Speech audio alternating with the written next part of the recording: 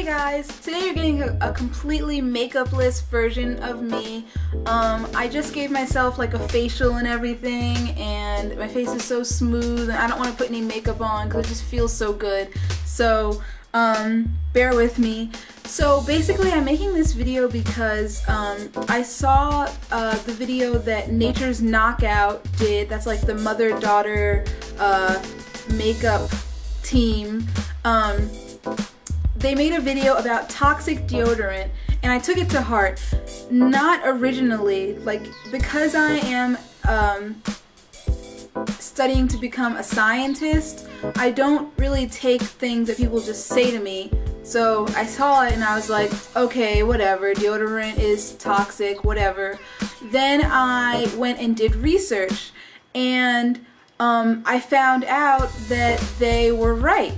And so first I'm going to share with you exactly what goes on with your deodorant on a molecular level, and then I will share with you what else I found out. Okay, so aluminum is a metal and it can be found on the periodic table of the elements. It's one of many metals on the periodic table. Consumption of aluminum has been found to be toxic to our bodies, and in 1993 the World Health Organization ruled that there is a link between aluminum toxicity and Alzheimer's disease. Now the way that deodorants work is you have two parts of the deodorant.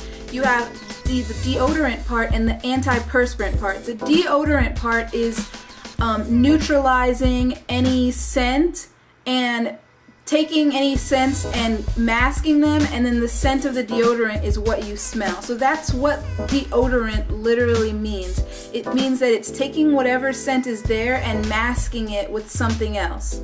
The antiperspirant part, perspirant is perspire or to sweat or to, excrete some sort of fluid, and so antiperspirant is against perspiration or no sweating.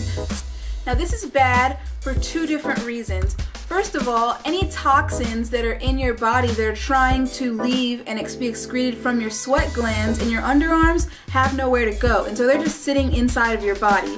And what they're going to do is they're just going to go back through your bloodstream. The second quality of antiperspirants is that they're designed to be absorbed. And so not only are you not letting toxins out, but you're putting something else in. And in this case, it's something that your body does not want there. Remember, we said that aluminum has been shown to be toxic to the body. So when you have an antiperspirant deodorant, it stops you from excreting sweat.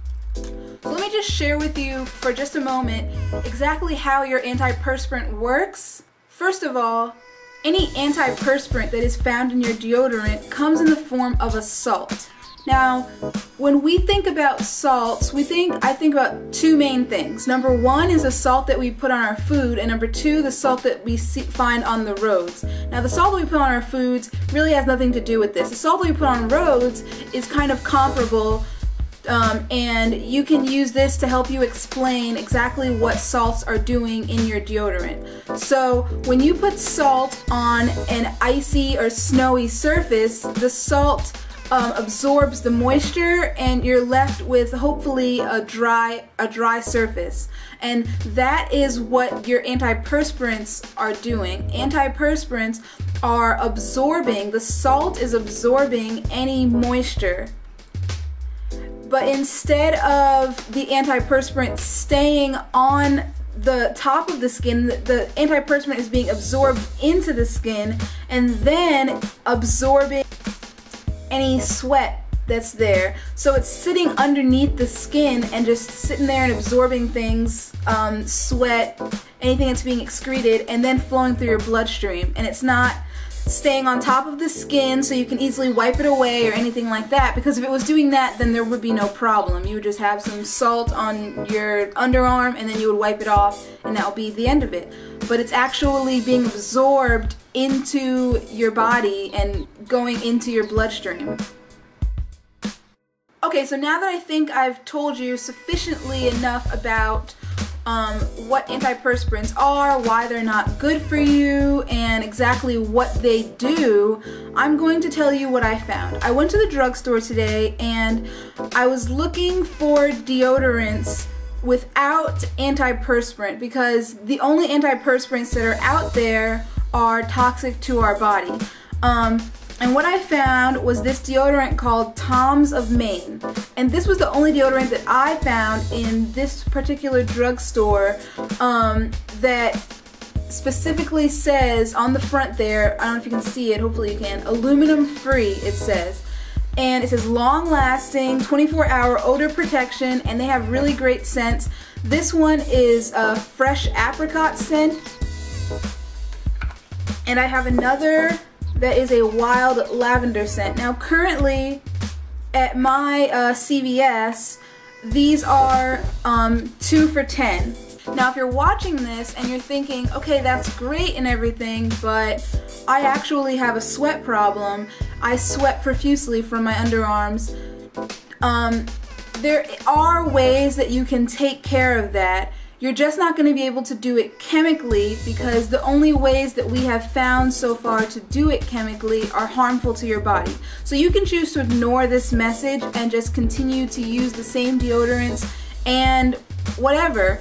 But if you decide that you don't want to take the risk, one thing that you can do, it's quite simple, is on the inside of your clothes you can put some kind of absorbent material there that's going to catch any sweat, and that deodorant will take care of the rest, just as long as you don't have that wet mark. I can understand why you wouldn't want a wet mark on the inside on your clothes. I mean, not just because your clothes may be expensive, but just because that's kind of embarrassing to have a wet mark on your underarm. But you won't smell bad, you'll just have a wet mark there. But you can either keep some kind of absorbent material just sitting there in your underarm, whether you take a feminine pad and stick it on the inside of your clothes, or if you go into the bathroom while you're at work every couple of hours and blot yourself a little bit, but whatever you have to do.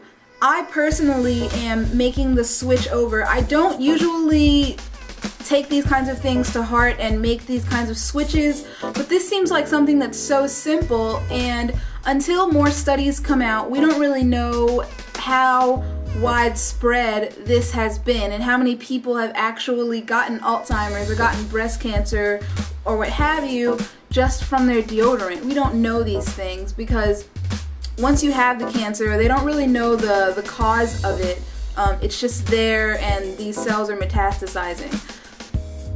By the way, I'm not being endorsed by Tom's of Maine in any sort of way, but if you go onto their website, which is tomsofmaine.com, they have all of their products listed, and not only that, they have their ingredients listed underneath every product, and they tell you exactly what the product is, what its use is, and where they get it from, what the source of that is. And so I think that's really cool.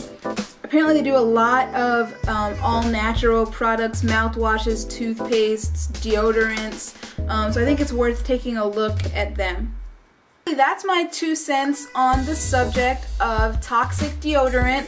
I have given you an example of an alternative deodorant, and like I said, this stuff smells so great. It lasts really long, and you can always use the blotting method to make sure that you don't have any sweat under your underarms, but I think that it's really worth it, and especially in the long run, I think it's really worth it. So hopefully you got something out of this video. I really hope that you did, and make sure to leave me some comments or something with your opinions or with anything that you have learned about the subject. I would be willing to learn about anything else on the topic. Thank you so much for watching, and I will see you guys later. Bye!